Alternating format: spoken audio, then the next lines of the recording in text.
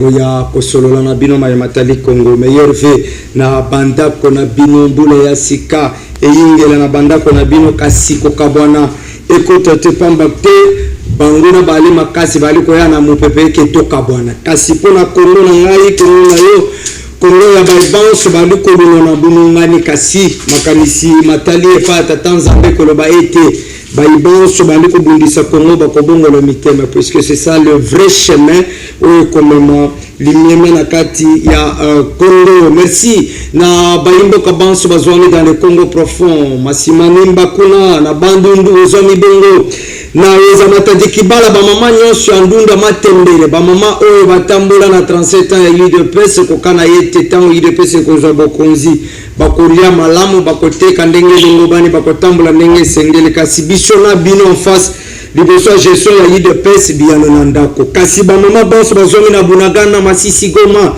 vous êtes à Bukavu bokani ete UDPS dès qu'au pouvoir le peuple d'abord l'état de droit et kovanda kasi biso na bino to kotala na koloba ete solo mai malakanaki yango maliko kikisama bande commence bazongi dans le 4 espace linguistique bakanaki na koloba ete UDPS au pouvoir bâton magique makambo matambo likasi liboso UDPS na gestion na yango bayimboka baliko mituna ezali UDPS ya Etienne Tshisekedi to UDPS ya Augustin Kaboye to ya Félix Antoine Tshilombo Tshisekedi.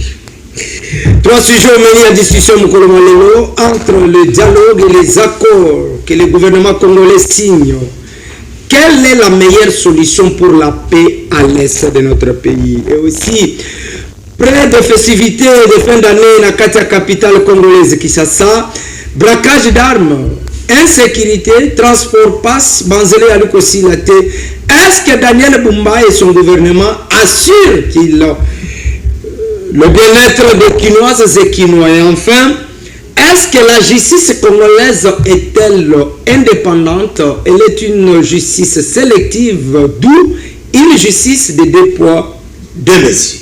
Numéro ezaliwana boko benga boko koma ndenge momesano kasi bolimbisi mwa muke pona ngonga oyo to bandi nango technique ezala kana ba caprice na yango lokola mwasi ya libalo ayoki ke après une semaine bakobala ngai soka bandaki ko sokola tongo midi poko tela ko changer bizalele na yepo mobala mo na ye bonzenga soka bandaki ko pimela batu biloko ko temple se loboko pona ko lokisete na limwaso alolobani na libala kasi tango ko zoyo chena ndako ndeko comprendre que soka bande ko finga kati sina ngambu ya mboka bapaye ko finga tina baboti mwasi mabe.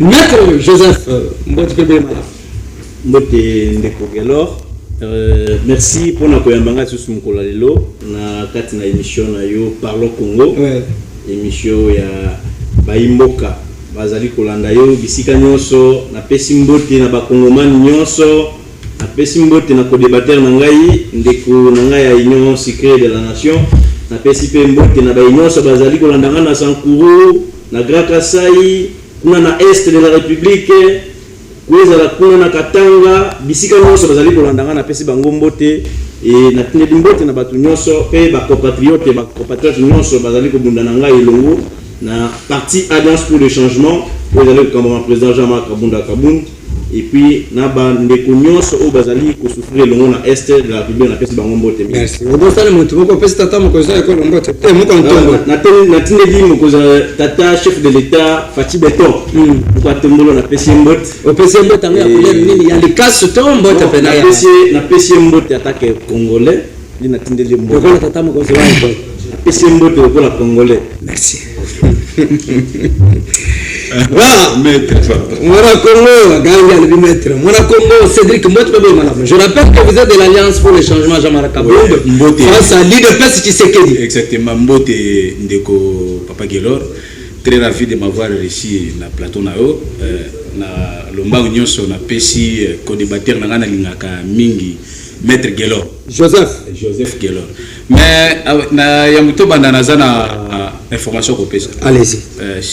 Information na pesa c'est d'abord basée na incompétence ou ba installé au sommet ya ville ya Kasai de na Kasai qui lobi Kisasa. Non, Kisasa té parce qu'il y a une incompétence qui s'installe qu'on a installé na sommet ya province wana une province extrêmement riche mais lelo ils ont sombré na chaos na misère na souffrance pambate misalo ezali ko salima kuna c'est la volonté personnelle du chef de l'État mais à mon retour je me suis toujours posé la question bon mon gouverneur je ne sais pas qui j'ignore encore le nom qui est nani Capo, il s'appelle Capo. Ba mobilisation Capo. Ba mbongo nyonso o ya mobilisaka ono ya province. Mutu kombo na Capo. Kasi batu Capo ya pesa pasiti. Apesa passe. Mais il déplace comment pour os hommes ça il faut pas prendre bilongiti. Nana pona. Mais yo vous m'avez présenté ici de l'union sacrée. Mais na ma koloti. Il ko loba na chômeur. Mais ba opona mais nous on a réalité. Na na kota kasho, na kota ba aner ono ya parti. Kabuye fongola bato yoka. Mais nazoloba asali sa congrès na papa qui n'a pas fixé date à congrès il y a eu des personnes. Papa, la question du congrès elle a qui déjà tracé par les chefs de l'État Yambaki Bango. Ah oui, Kabouya. Mais la mouto a bloqué machine c'est Augustin Kabouya. A bloqué sur les mouto à la qui c'est bon. Mais il faut tirer attention avant que le pire arrive parce que IDPS c'est à la gamme. Peut-être IDPS c'est à la état d'esprit. Moi j'ai commencé à lutter na esprit au côté du secret de Akenda na. Akenda na bon. Il était secret d'Akenda totikale tozo pouvoir. C'est lui mais esprit on est Akenda na. Non esprit IDPS c'est ko il y a ko kenani esprit IDPS c'est d'abord état d'esprit. Bachi bala bakenda basami badi banga bakenda batandenga na Emmanuel Shadari ye moko pe akokende bientôt ye pe face sa congrès atiki la pe mutu mususu egoza la pe ngai na mema idée mususu na kati ya parti oyo ki ko mema pe parti mais pamba te toza parti au pouvoir. Merci. Un parti au pouvoir a appelé à conquérir le pouvoir combattre les le plus longtemps possible. Merci. Augustin Kabouya Tiloma tata mokoza école de ko Cédric ana bosenga mutuka pona bosenga na ngara parlons Congo bopesa imitu ça ne vous coûterait rien ce que sont bonnes mutuka attends moins cher plus de 4 fois yawo ba ko tambola nango il a lutté il doit mériter un gain pour la UDPS Augustin Kabouya fongola pe maboko balobi ke congrès aux autres otike na ngai Kabouya battu mikolo vraiment comme beauté Kabouya zo mwana muke boko zelenge mwana Congo Joseph entre dialogue et les accords que le gouvernement congolais signe Naba M23 Rwanda et ainsi de suite est-ce que vous trouvez que solution ya paix durable na esi mboka na biso ekowutela mupanzi? Merci Ndeko Gelo pour na nayo entre les accords dialogue ceci cela ezali makamto zali koloba tango nyonso mais yambona kota na revenir ya nayo noti koloka Ndeko ngai ya wazak dolela alors les 4 kolela alelina nous pona kasa oriental et pas iwapi batie gouverneur azali incompétent abengi Capo ndene gouverneur Capo comment na Capo ça personne na yebite na yoka soki Capo ya mitu kasoki ali na yebite de kema mais attention il a même gouverneur c'est un gouverneur mais il n'a pas été ensemble gouverneur Capo il était to yebi yango bino boleli na noté na ye chose ala kina na baleli na noté ça bouger la télé papa Etienne akufa atikelaka bango kabu ce n'était pas pour rien papa Etienne avakende décision ya suka papa Etienne azui avakufa ezaki ya konomé Kabunda lokola président intérimaire ya parti tango azokende kozwa baswe na ye na poto malgré ça na IDPS soki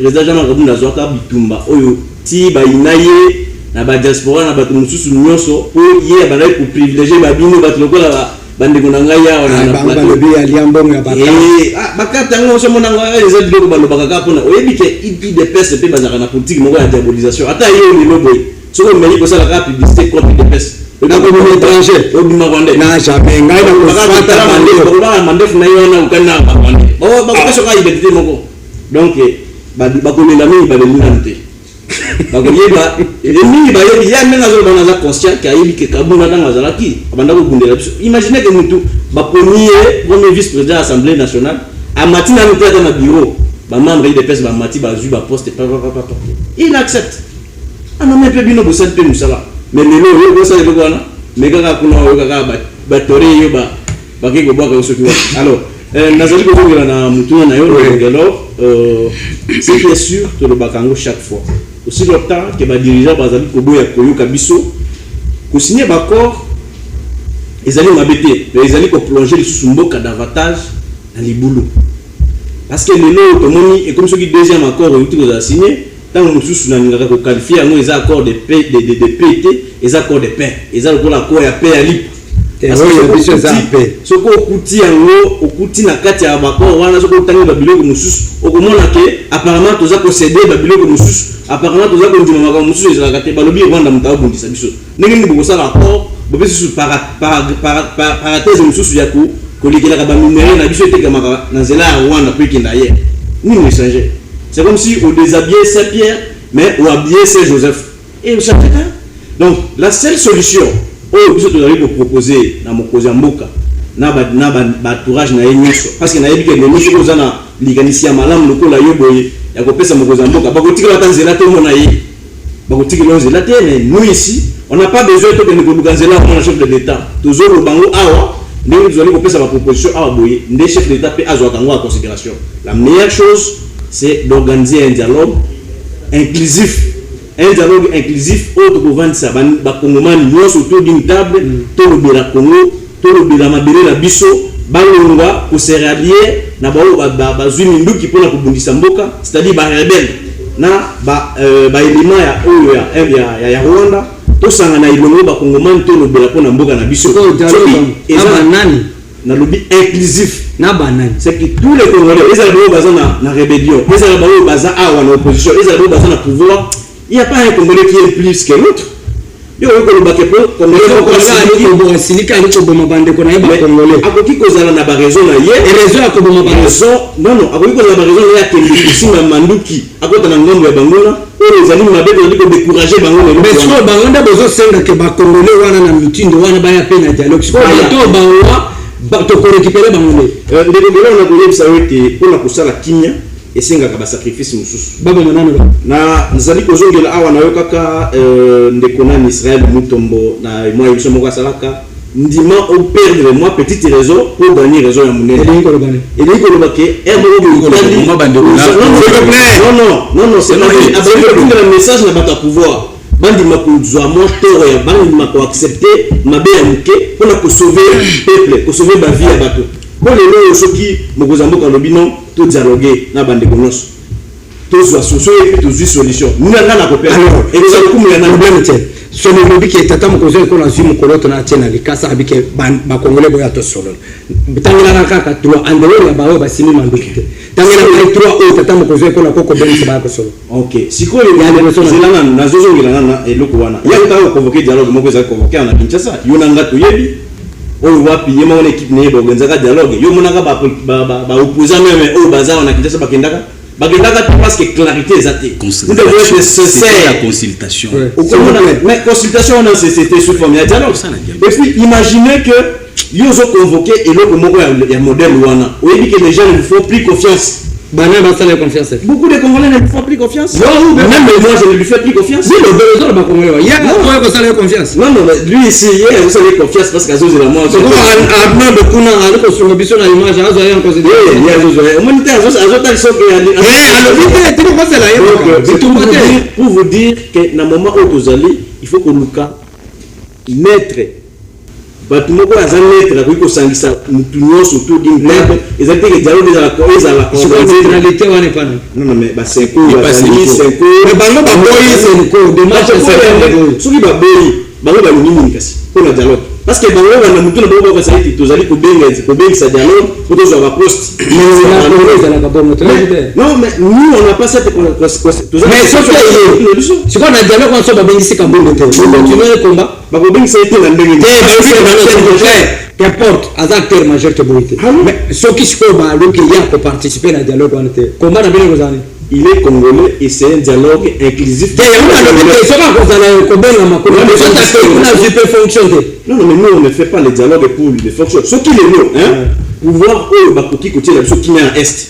Attends, ce dialogue on accepte les vivre. Merci. Mais ce qui est les donc comme ça, il faut convoquer dialogue et tout ça qui voilà ma sola élection en 2028 to tcha mopanzi en attendant tata mo ko voilà violation de la constitution. Il faut dialogue c'est pour la date ni dialogue nous on voulait on dit match national avec 15 ils allaient qui dialogue ils allaient convoquer en urgence et si nous avons été bah match ils allaient s'organiser davantage besoin qu'on mobilise à 100 personnes d'ici non le bon qu'on mobilise à 100 personnes ouais même nous allons pour na sûr que na mboka aucun parti politique n'a existé dans 3 ans et ça va faire au plus tout ça.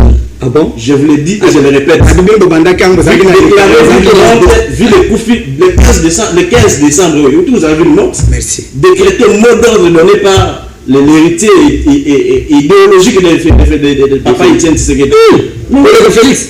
Non, il est héritier et famille. Mais il n'est pas héritier idéologique. S'il avait l'idéologie de papa Etienne, il ne serait jamais. C'est pas tant à m'attaquer dans idéologie à Etienne. Non, mais l'idéologie, ça c'est une partie de la vie. Des 50 de transport. Oh, merci. Merci de quoi Maloba. Moi, Congo, Joseph, depuis que beaucoup qui n'a bien coupé sa kinya na c'était c'est loin. Moi, na mboka. S'il vous plaît. Non, les autres ça n'a pas. Mais yo de quoi na yokinyo si ya lobby autour de question sur l'accord de Washington amemio na makambo ya dialogue mais dialogue ngo tunie sous question piège tunata batumi bali banani ba ko participer na dialogue atanya ta mutu côté mon frère maintenant na osala diagnostic nataliso retomber ya guerre ya est vous savez que pendant 30 ans ya guerre Kagame a tué 2 chefs d'état et grand lac Abouma des présidents grands. Faut être sincère. Et les grands ça va retomber ya Kagame Abouma ça c'est pas non autres il s'est retomber. Si ko ba retomber on yo ba si oh bon na lobby na olo ba mo bras ouvert na Abouma musée ils sont au banga na Abouma musée na Abouma Biarimana Kagame pour devenir président na Rwanda a remplacé Bembe. Obi le moko ba ko l'opposition na Kisasa la délégation mais ça vidéo moko ya Rwanda opposition moko ya Rwanda communicateur moko ya opposition à Rwanda on a critiqué président Paul Kagame sur les choses rwandaises peut-être que anglais et comme les biso te soko kuna mais na mbona biso on a à connaître plus de 4 dialogues ça ne cite pas ça partage à gâteau et puis si bato comme ba millionnaire entre autres Senko et puis si biso chibala un locataire a commis mais na biso que dialogue et profitaka na ba politicien congolais oye bango ba lo balelo après ce schéma sotoke na dialogue suka dialogue ko talani na ebiso ke on Kagame boma plus de chefs d'état attention avec les allégations ça c'est Kagame nous a imposé président Tuti Kabila c'est Tuti faut le dire moi je suis combattant ça Kabila tu peux ça combattre la nationalité vous n'en avez pas de preuves tolo makambo to ko Kagame suki on a été Kagame nous a encore imposé chef d'état major rwandais James Kabarebe na lobakango Ernyoso to bima bazoba histoire etika la bongo na ebiso kende état major okuta photo ya James Kabarebe lelo aza conseiller pour Kagame na Rwanda siko dialogue ya zolo bana na médiateur ni o ya kenda okusa yoka senko uyo za journaliste munene ya za mettre avocat ka amongo etane loué leadership Paul Kagame na Rwanda ne peut pas fonder et tout mais ils sont au service du diable s'il vous plaît papa moi la Congo ça m'engage non vous engagez ça c'est une émission s'il vous plaît tozana basela s'il vous plaît yo kama mo ba s'impliquer na guerre mais épargne-moi des débats des individus bon qui n'a posé mutuna pesa ya no kolandisa mutuna na ngai ko benga que tel azali na azali kosala propagande so azali invité à diable non ça nous intéresse pas c'est un responsable azab là il faut mettre ça avec moi non mais pas de bon vous n'avez pas l'accord de Washington allez-y Kabila signé accord moko ya CNDP na Raymond Chibanda l'ancien président au Masanjo atunaka Raymond Chibanda na couloir ayebisaka ye accord oyo ozo signé oyibi retomber nango non moi ma juste mandaté papa lelo numérique pesi social ça pour l'information lelo to beta na discuter de kana 1960 est-ce que biso tozalaka to eto komi na dialogue à Senko Chibala locataire a commis papa Lupango profiter de la politique qui ne kana tout le monde tourner mais il faut dire la vérité en face chef de l'État comme président en 2019 à Salaka tout la sous-région. Et ça les matin à Kena Kigali, à Kei, à Koutana mais il a été traité de tout sauf rien marionnette et leading. Maintenant tout n'a pas battu à Kalongwe marionnette a comme président de la République. Question directe à battu à la Mouka. Félix Azalaga marionnette nommé par Joseph Kabila. Mais autour mutuna malamu sur l'accord de Washington. Tu sais qu'elle a épargné beaucoup de locaux moko obino bomo na kati accord la question de la nationalité. Ba nyaruga bwana le loko autu Samboka ba wana mususu wana bazarias bazalaka ba ministre na mboka Congo yaza congolais on a été dirigé par un chef d'état-major rwandais. To suki wana te na esiko ko batendeli yoto muto sali investigation. Non, ce sont des investigations makamona lo c'est vérifiable c'est une réalité. Ozo comprendre. En 1994 il est Kagame il a eu Yakobo plus de 10 millions de morts. Ce qu'on a dit là kanga paraphrase wana ce qu'on retombe wana ya makambo wana ya charge wana pour pesa mwe panani. Mais quand on veut dialoguer to solo la ni isusu. Est-ce que nga il faut na bomande konayo il faut na boma papa pour que toi solo là. Et l'okonim, c'est quoi la raison? Parce que bango balobi ke bozo ko couper ce qui mène à ST. C'est là. Token na dialogue pour solo li. Mais et peut ça sous chance. Peut-être un lobby, mutu musupe lobby et comme Achidat et comme Cop. Son a tomboki. Abino ba boy Cop. Mais il faut finaliser cette situation. On a marre. Il y a un lobby. Nous avons un chef de l'État au hasard ouvert. Si tu as des compétences, tu as des aspirations. Mais au sein de l'Amboka, les VP Mouzito qui a critiqué Félix Tshisekedi du jour au nuit. Les lois gagnent en tomate. Non, de l'autre côté, il faut reconnaître le mérite. Il travaille. Il a rendu. Bon, bah, comme il chef coutumier dans le gouvernement. Il y a un gère à politicien, lobby à côté à Pessi Mbouma. Il y a un gère à côté politique. Il y a un pour critiquer, je suis spécialiste en matière. Tout Babylone il fut président de l'Assemblée nationale. Le Lobumba faut de retomber à gestion na ina ngobila. Vous comprenez? Le Lobumba faut de retomber à gestion na ngobila. C'est pour vous dire Félix Tshisekedi a épargné Mboka. Attendez que ba américain parce que tout ça la guerre, tout ça la face na guerre à multinationaux. Parce que Kagame c'est ça à 4e orange. Donc bitumba ezali alimentaire na bango mais okende komile le pas na bango pesa. Mais alimentaire na époque à 18 ans. Na ebiso à CNDP. Merci. Alors tu yebi que na ba discussion nyonso deux parties eza parti o et perdre le komoko et qu'il y a un avantage à partir. C'est-à-dire na Rwanda c'est à supposer que Congo est perdre le Congo un avantage à Rwanda, Rwanda peut perdre le Congo un avantage à Congo. Kasi yebisa bayimbo ko bali ko tala biso. Na kati encore le biki teta mokozo ekola épargner mboka. Et le konini to gagner na Rwanda. O Rwanda perdre pe le konini Rwanda gagner pas na biso o biso to perdre. Et le ko liboso to gagner na accord ya Washington les que lelo pendant 18 ans Kagame abando wangana. Yoza grand journaliste. Ya que non ce n'est pas moi qui redresse les Congo. Non. Les résolution tout dans mon kili. Parce que les lois, Félix Tshisekedi besoin comprendre dans jet. Et les accords à CNDP, les accords signés dans la Maison Blanche. Médiateur, président des États-Unis. Problème. Avec les témoins comme le président Moussou sur Grand Lac. C'est-à-dire les amis à place.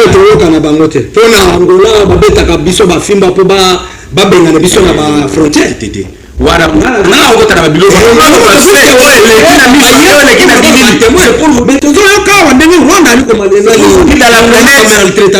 Trump a n'importe qui. Il ne peut pas engager les États-Unis une aventure ou les locaux. Mais moi je parle à GRD. C'est pour vous dire que accord au Félix a même d'abord on n'a pas traité la question de la nationalité. C'est-à-dire on a mis à l'écart les Nyarugabo, les Azarias, au côté de la sous ministre Namboko. Alors, ce qu'on peut perdre, c'est un avantage à Rwanda. Na accord Rwanda, biso to perdre nini? Mais là où tu as dit que le Rwanda, les lois ont indexé na mukili tout. Ambassadeur permanent il y a États-Unis dans les Nations Unies. Auto ça la déclaration indexé Rwanda. Pas avant, moi ni indexé Rwanda, koloba ki Rwanda, yone mutozo agressé Congo. Merci beaucoup. Merci. Puisque vous avez évoqué la question de Donald Trump, moi je l'ai dit que Donald Trump ou aller le col à saper pompier.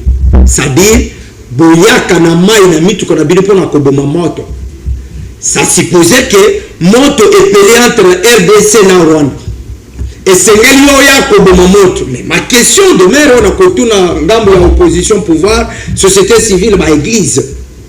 Comment expliquer que pression ya Amérique ya liko kwa mingi na AFC/M23 pour na likambo ya Uvira que il se fait que sengeli balunga batika site wana et pendant que Uvira yali na kati ya sud Kivu. Donc ça dit vous préférez comme moto na kati ya chambre mais pendant que na lopango penda comme bima na basalon biloko ali kozika.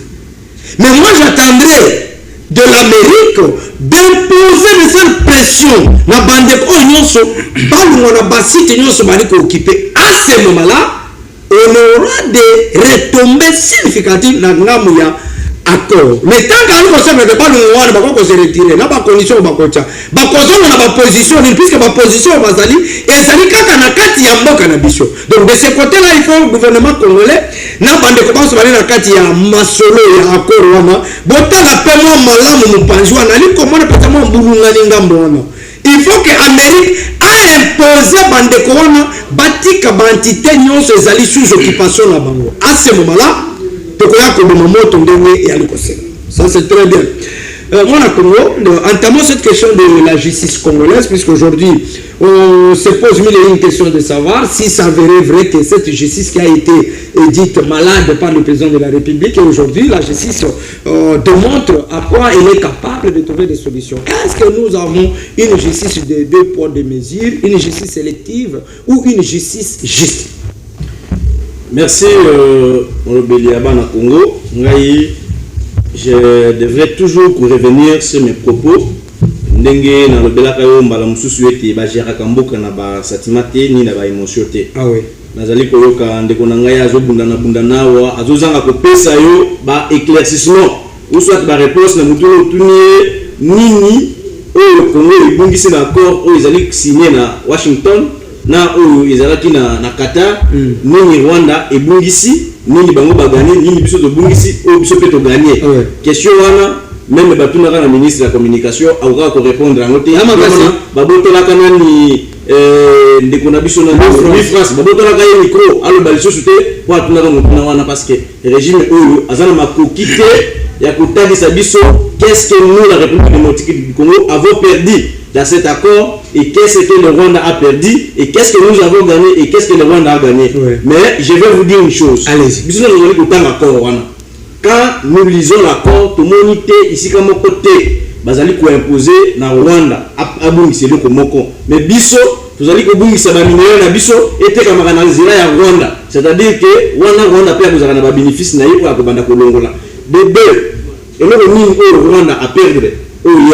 Rwanda a perdre le côté.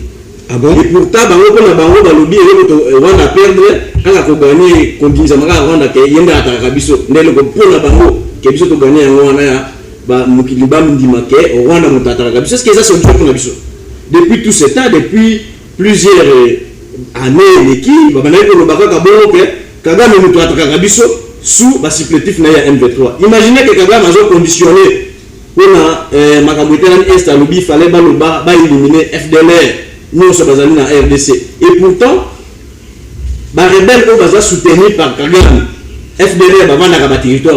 Qu'est-ce qui empêche Kagame à éliminer Bango Kuna pour Azwakine? Azwakine, c'est sous le gouvernement congolais. Et jusqu'à quand cette question, mon idée que Bako Rwanda, ils allaient tourner autour d'elle-même. Et solution, mon côté, suite, mon côté, Malonga, ils allaient Bako, ils allaient. Dans le monde, il y a des qui étaient dans Bango Bisso, mais net, il y a des banques à côté. Lumumba, la vérité. Lumumba, enfin, et que vous avez fait sous la mobilité. Régime en place, il y a des contredire la vérité dans Bangote. Alors, moi personnellement, je suis dans mon côté, et puis je suis dans mon côté. Dans le campo, il y a une justice qui est en Bisso. Certes, je vous assure que dans le Bisso, justice est à 2 points de mesure.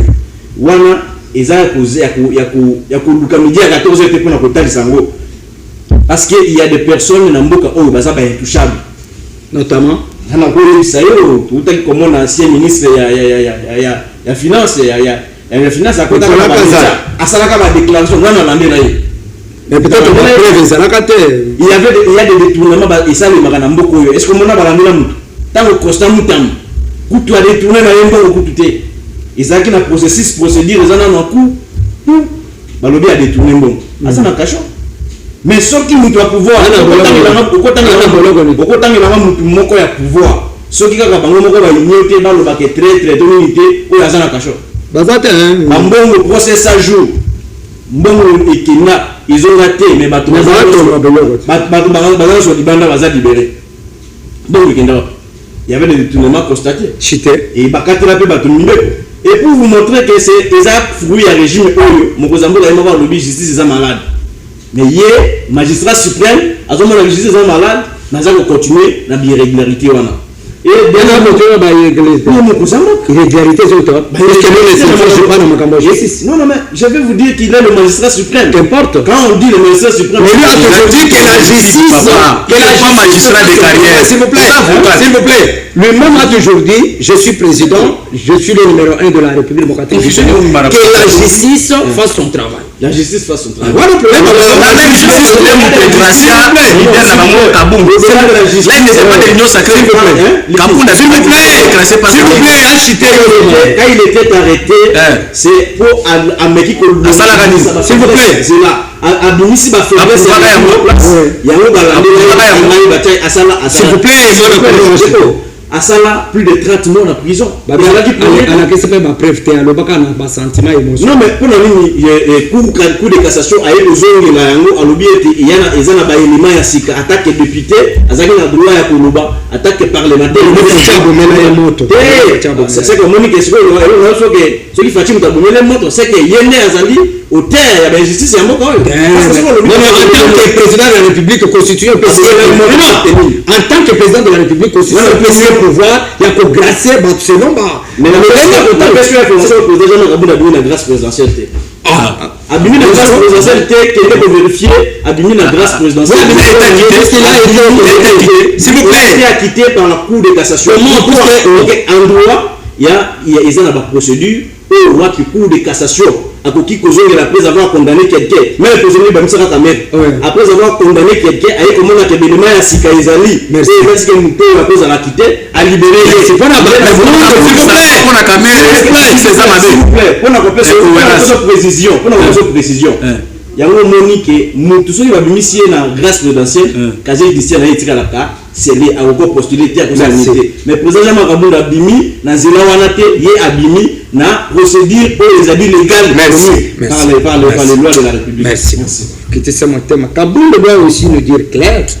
Kabunda opposition, Kabunda union sacrée, puisque il faut rappeler que Makamouya député a comme électron libre à cause de la élina parti politique mususu na mandat batuna kita batoke kota na parti politique mususu wana ezaba démarche o ezalaka entreprise par Kabunda na batu mususu lelo ba député makomi ba électron libre mutauti na parti mususu akena seja batu de l'autre côté na boye ya union sacrée. Alors Kabunda le dira aussi avant à côté union sacrée premier vice-président de Babylone balbia na ba château azakara ba carré minier banini mboka oyo tombola biloko yango ezali tombola papa Kibante voilà s'il vous plaît na tout bara président Jean-Baptiste na dit que qui se caméra ezali comme ko soulever ça eloko mupio lobi ba député ba komi ba électeur na maloba réalité ce qui député alongo yemo na parti abungisaka maître poste wana si elle wana après na tango mais ce qui ba bengani na parti yena akosa merci c'est simple wana ndo démarche au-delà ya batante ya bayimboka oyo Kabunda produisa kibiso ya mwana on attend maître. Alors voilà comment merci pour la s'il vous plaît l'élan état des droits prôné par l'UDPS qui s'étend au pouvoir aujourd'hui UDPS à la tête du pays le peuple d'abord mais bayimboka na tata mokozo école annule lipo na justice. Est-ce que le lingue justice ali kotambola lelo tata mokozo ekola condamnao mutu boko ali ko ibambono ya mboka ali ko gérer malamu te outrage au chef de l'état mais batebele na régime na bino selon les uns disent que bino bali ko tambola nena lokolo Kabila tambola bana raison parce que au sein d'acteur makamnenga ali ko mona non ko comparer Félix Tshisekedi na Kabila eza butuna moi c'est to comparer ka ba action et là musuna nyango bawa maître comme bangisanga na statut na ya ki juriste naambia le juriste on a sepela ko sana débat pour que na makambo boye mbilinga ezala allez longola ngokasi alors Félix Tshisekedi aza commandant suprême commandant suprême aza magistrat suprême c'est ça non le bakiti mais au comment le non il faut s'impliquer non Félix a beau interférence dans la justice vous comprenez il est le magistrat suprême et non magistrat de carrière vous comprenez et donc il y a des nuances au quotidien dans ma mère si y a mon alobi na on va les bilo ya alobi être avocat Félix ne peut pas s'interférer dans la justice ndenge to bando mona kabila la lepa na ya alobi bokangela na Frank Diongo non Félix aza bongo sikoyo incohérence mususu azomemele biso awo alobi eloko tobungisi na kati ya accord ya Washington eza kitana biso eza minéré na biso non mon frère toza peuple moko biso na Rwandais problème exact nous avons un problème avec un difficulté il faut se dire la vérité moi je suis prêt à combattre une Rwandaise où est le mal toza na le loi si ça arrive que Kagame a loué au sommet à Kigali au sommet à Rwanda toza na problème à peuple rwandais et vous pensez que c'est Paul Kagame qui na lobi na lobi la na coopération régionale ata tomati lelo tokiti tokoza na obligation ya kokati sa Rwanda côté kabano pe bazana droit ya kokati c'est pas na biso ko ko samusala ala tomela bakuka yo itaka Angola bilo ba siko biso tomela Angola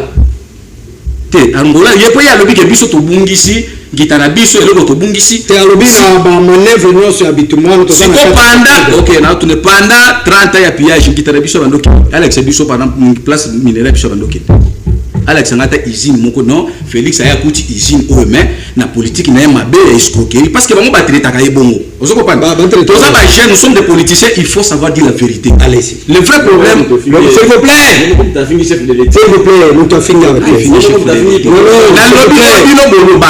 vous avez à critiquer Félix Kobenge marionnette mais na mi tourne la question quand Félix Alonga marionnette a commis président de la République pas bandozo décision ba communicateur moko clique ba communicateur ba benga Félix marionnette na lo ba biloko oyo batu baloba alors état de droit justice sélective ou une justice de deux poids deux mesures na régime na bi nazana le moko il faut na lobi faut na ta la caméra tala ngomala il est grand temps le chef de l'État baba maye caméra na to il y a un héros qui est en train de croupir en prison Costa Mutamba un héros vivant un Congolais qui a marqué l'histoire dans des circonstances difficiles il est temps de libérer moi ni ma combat justice le problème avec moi même la union sacrée balinganga juste parce que comment yo ozamuto union sacrée mais devant débat mais il faut dire la vérité justice na biso non justice na biso et ça n'a pas problème sérieux même Bauto ko kanga Shadad justice et lobby so beaucoup non c'est une arrestation c'est une arrestation ça s'appelle arrestation mais la personne qui complote pour la déstabilisation de ville province qui Kinshasa batine les mandats à bébé à Sali madame il faut pas le côté ça s'appelle arrestation en justice ngana yesu to comploter ça s'appelle arrestation Shadari a comploté avec les Mobondo. Oui, vous avez des éléments? Des éléments prouvés. Vous avez les éléments exacts Shadar Azad. Ce qui est les éléments exacts Shadar Azad. S'il vous plaît. S'il vous plaît. So bino bobanga koloba biso koloba la vérité. Bon, c'est ça le kuta Shadari Azawapi. C'est loin Azad. Azawuzare. Wapi na kashoni. Na ba instance habilité on oki kotanga awate pour des raisons oui pour les secrets. Il faut tout ni na mutu na ya justice. Comment boko kanga mutu? Bokangi mutu kangi mutu mais étape na étape ali so bokangi mutu un peu de non vous savez moi je suis de l'union sacrée na michaka pe na isika bato pambate lobby yepa ko koma mokonzi parce que honnêteté intellectuelle il faut exister moi je suis pas charlatan de l'union sacrée va profiter la bomengo mais en réalité va être un chef de l'état pambate lobby kuna parce que même si tu as une idée à modifier la constitution, chef de l'État un jour a pouvoir. William Kolo, c'est-à-dire nous aussi il faut donner la François à compléter Karabatu. C'est ça aussi l'honnêteté. Mais et sa priorité. Et sa priorité parce que aujourd'hui même nos voisins ils ont compris que non. Faiblesse monnaie tout ça na moïse na kati ya constitution aza constitution tanga 217 a expliqué pour ça juriste soki na kosi chité et Dédé pourquoi na évoqué cas ya ko changer de constitution vous savez que nous avons des compétences pour gérer la nation il faut appartenir à un parti politique pour gérer la nation, il faut aux alentours de l'opposition et union sacrée à SH pour l'alliance de changement. Et bon, on a une compétence, peut-être à l'église, à la cordonnier, à la balabala, à la téléphone. Il ne peut pas travailler au service de son pays pour donner des meilleurs. Merci. Tika mambo wa constitution tika ya tika ndeko akoya kopike crise aba linga bakoma kabunda za la président en 2028 rêve ça permis na mutu nyonso. Voilà. Alors votre intervention, je crois que Kobalaye rapidement vous avez 1 minute 30 secondes puisque on n'a pas encore beaucoup de temps. Lelo dans moins de 2 jours déjà jeudi Noël. D'ici là, je dis Koya, tu as une bonne année. Mais l'obligé si c'est la scène moko nangaliem. En tout cas, un coup de chapeau pour la première fois dans la police au Banco Benga Kabassé. En tout cas, de ce côté-là, maître Jacquemin Chabani, commandant ville Israël Kant, en tout cas, je vous félicite. Et là, on a vivre lobby dans le quartier dans le DGC, dans le quartier Mounam. Rapidité moko kabasela ye nango et nécessité ko bima ya bayimbo kana bandako criminel apakati mama ke ko mituta na libende ali ko bunda kota bako kota na chantier. En tout cas de ce côté là, colonel bienvenu, un coup de chapeau à vous. Makambo to ali nango bosenga yango wana tango bosalele kwa malunga bayimbo ka ba perdre ya bangote. On est là pour vous remercier, vous encourager, mais commettre le bino mabokote puisque vous en avez l'obligation. C'est une obligation dans mon avis. Moi, au Congo, aujourd'hui, tout ce qui s'est passé Daniel Bumba, d'où le gouvernement central est s'impliquer pour na ordre. Na bayimbo kaba fêter denga na kisasa fête ata mutuali na mbongo te mais pour na ko fêter na bana il faut bêta matou. Est-ce que ma disposition n'a pas cambi et elle est déjà mise en place où les autorités sont ailleurs? Merci Ndeko Gelor. Nazongeli sur na base au pesinga moi 1 minute et sur 30 secondes. Allez-y. Maintenant on profiter 30 secondes na répliquer yé à semana na kozonga na makambo o italane gouverneur na biso ya ville. Kobandana na Ndeko na ngai apparemment nazomona yé azo sala débat à l'est. Et j'ai aimé sa sincérité, à cause de courage, côté de la bakouzina ya union sacrée parce que nous avons membre union sacrée, union secrète plutôt. Aïe bango solo était le moment est là, il y a encore du temps à se rattraper. Mais ma bé a été pinglé à lobby OT priorité dans la constitution. Donc lobby problème il y a Congo ils allaient constitution mais ils allaient constitution pekisi bango basa social la PPT constitution pekisi bango ba bongisa makamute constitution pekisi bango te ba convoquer dialogue pour retrouver kimia te constitution pekisi bango te pour ba tia congolais na place ya na isika ya malamu ya ko vivre mais ils allaient bango moko na incompétence na bango na mauvaise gestion bazana nango ils allaient comme kambamboka na lolenge ya mabe na o etalani gouverneur de la ville ngana ko yebisa ote Aza compétent. Mais il y a des actes où il faut qu'on apprécie. Nous sommes tous dans la politique il y a MT ou soit j'ai un intérêt il y a qu'on pouvoir à place. Ce qui passe à la malam, mais tout ça t'as gâté, tu as gâté la télévision. Net il faut féliciter tout à l'heure là.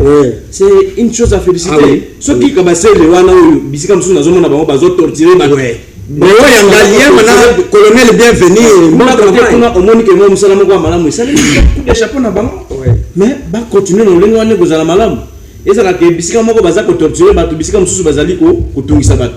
Ezali malamu pona angle wana makambo malamu toza ko féliciter. Oh ils bien toza ko encourager. Alors qu'est-ce que vous pouvez proposer au gouvernement provincial? Mon gouvernement provincial na je pense si les régions na moni na ba communiquer officiel en tant que gouvernement provincial. Natangi na moni des bis mis à disposition ya batou on a comme mabango gratuitement pendant séjour na évité ce qu'on mona déjà oui oui gouvernement provincial était à la disposition des peuples congolais ba bis moko batie pour na comme batou gratuitement je sais pas à partir à 20h dès qu'il est 20h pour matana bisi batie ba disposition na benga ba félicitons cet acte là Nous félicitons les actes périodiques. Nous félicitons quelque chose que vous allez quotidien.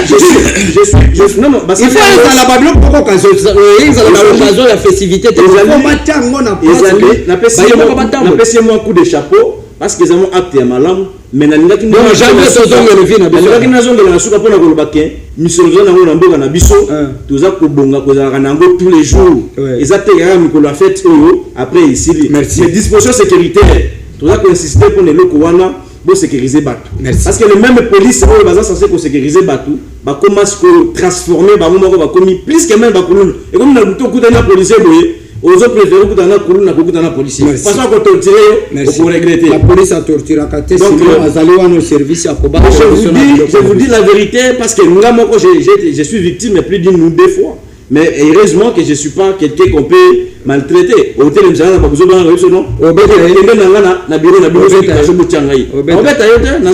merci. La justice. Merci. La justice a kobela mutambaye na qui s'appelle Sebobavia Batelemelier. Voilà Congo. Alors, gestion de la ville de Kinshasa, ministère il y a intérieur, gouvernement, plusieurs membres de l'UDPS. Je m'aimerais poser cette question là dans ce sens. Makambo wanda kola kabayimboka aujourd'hui à la gestion. Est-ce que ma disposition ces amis n'a vu comment c'est de Kinshasa? Je crois que Daniel Bumba est accusé de tout le monde, mais quand même il fait l'effort pour faire le nécessaire.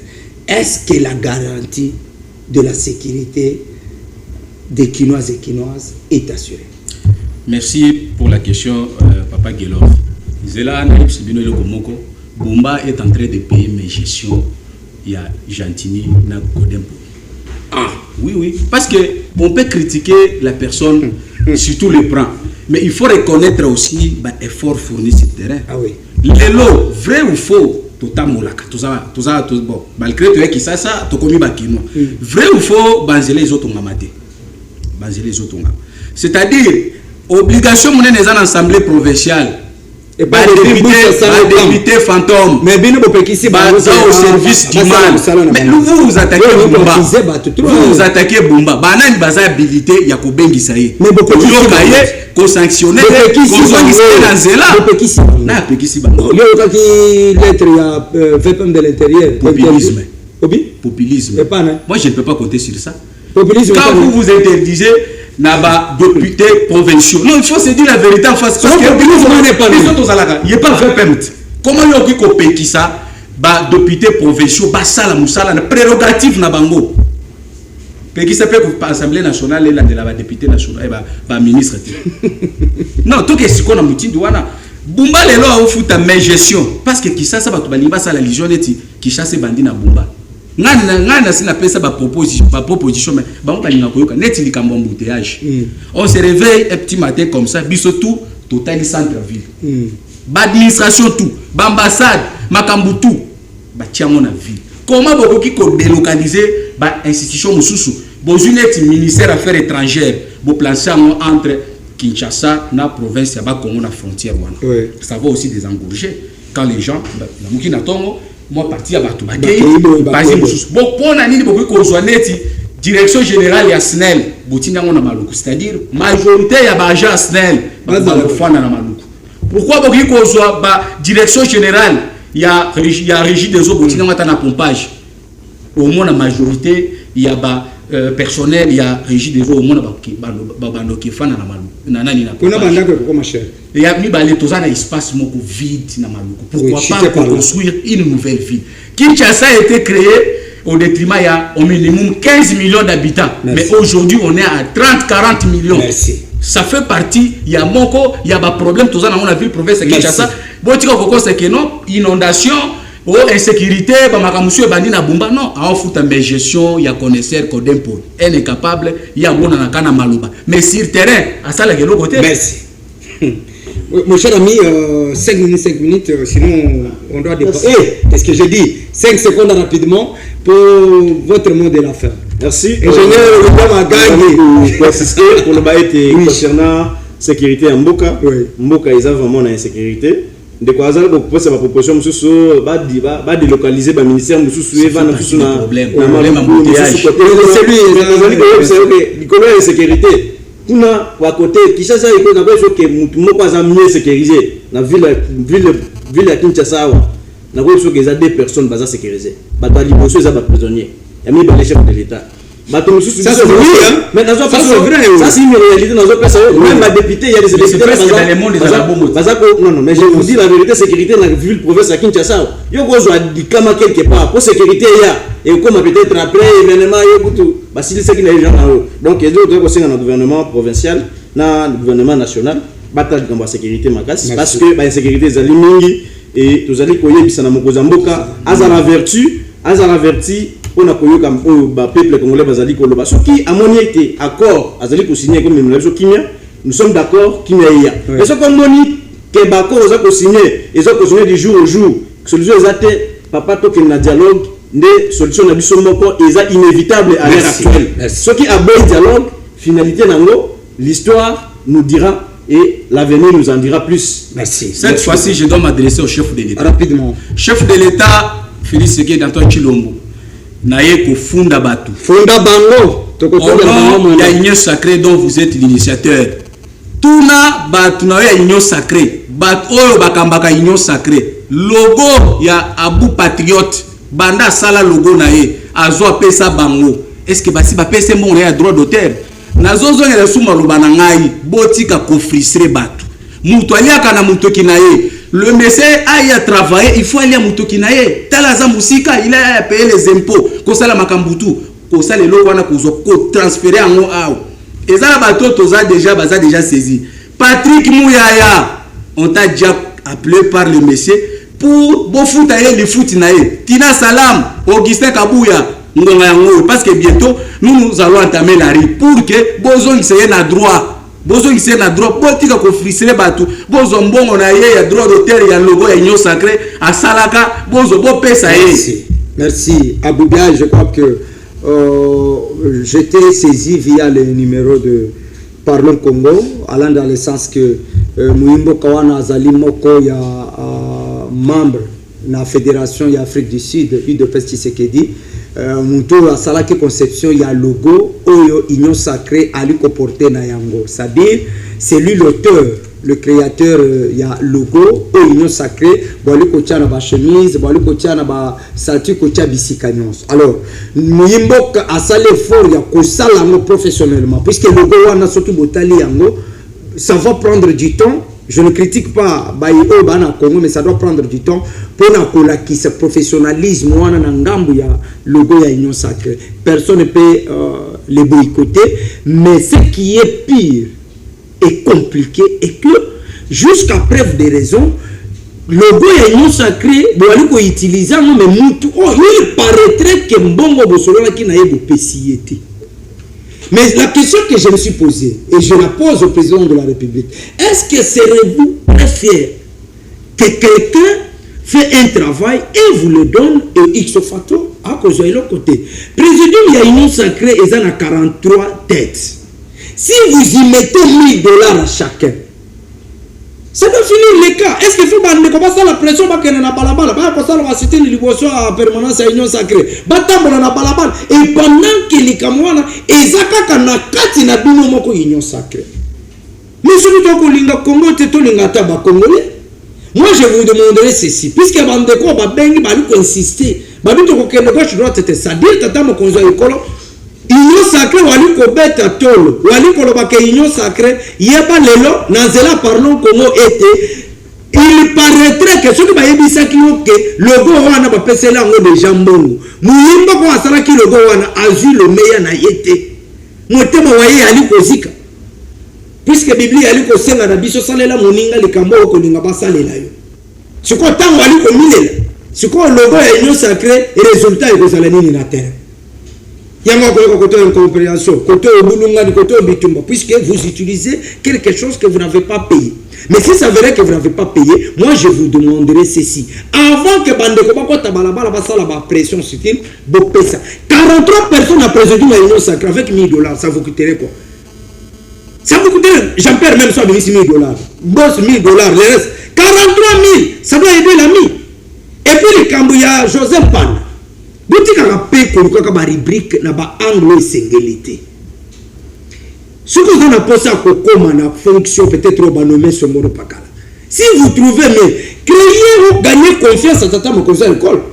Puisque les Joseph Panda fait face à l'accusation, monsieur soit mon toit tellement de preuves.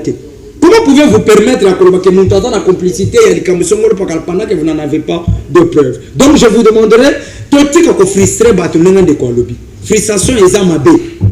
Le pays est là et ce pays nous appartient tous. On a peine à avoir ça que nous avons remplacé par grâce continue. Pour le moment, on a le pays comme ma casse que les Congolais ont apporté la jeunesse. Bon, nous sommes dans le parlons Congo. Comme ministre, il y a jeunesse. Je vous promets, on a que le bandé on a que ça. Puisque volonté à Congo est ils ont consulté le préservatif dans ça de martyrs. Ça fait la honte et à l'une des dames, à compéter c'est mes balles. C'est pour dire quoi? Et vous laissez ça passer, vous publiez ça dans les réseaux sociaux. Là, c'est ça qu'a levé le côté. C'est ça qu'a levé le côté. Donc, comment une dame peut se permettre à cause de qu'on a que le Kabila Mibal? Pour pas ça, et les jeunes. Et si on les dit, on est jaloux, on te l'ingit grâce. Tata, mon cousin, n'a remaniement. Non, moi, le ministre de la jeunesse. Vous verrez de quoi je vais apporter comme solution. J'en ai sur une émission, je vais apporter des solutions. Puisque grâce du début à foyer. Et raison de là qui est, tant de vos au samedi, j'ai compris que, en tout cas, la dame n'est pas à la hauteur. Si vous me faites confiance, je vous le ferai aussi. Si il y a quelqu'un qui n'a pas mon monsieur, mais si on va mettre à ta place à Moutam, et qui, Patrick Mouyan, on a un briefing, on a initié sur le plan communication. Patrick Mouyan a fait un bon, c'est un membre de son gouvernement, je vous aime beaucoup. Oui, le Bamé, c'est pour le Congo. Mais oui, les 15 années que tout le monde a comme les cabitions. Tout le monde a un problème individuel, là, Tshisekedi n'engage pas le pays. Pour le moment, il est le président de la République. Ce qui est ses alliés attaqués, ça ne se résume pas à la personne de Tshisekedi. C'est la RDC, mon pays, qui a attaqué. Ingénieur William, merci pour la réalisation. Il y a émission Mokolomalelo, Simabilili, Tozalaki na mwana Congo Nord, na mwana Congo Jonathan, inapparent. Na Bakimi Shukuna na Moni, mon directeur de production. Papucho, n'enga mesana kobelo. Bambota na yo nanda kuna baboti banso bandeko banso. Simba Moussala, Tindika Moussala, mais maman Kamouya, RTNC National TV, innovation sûre, puisque détermination et professionnalisme, et vous allez partage, et attaque aux alité. On résume par dire qu'on a veillé un papy qui a donné le meilleur de lui-même. La rediffusion à minuit sur Show TV et la suite le mercredi. Bayo.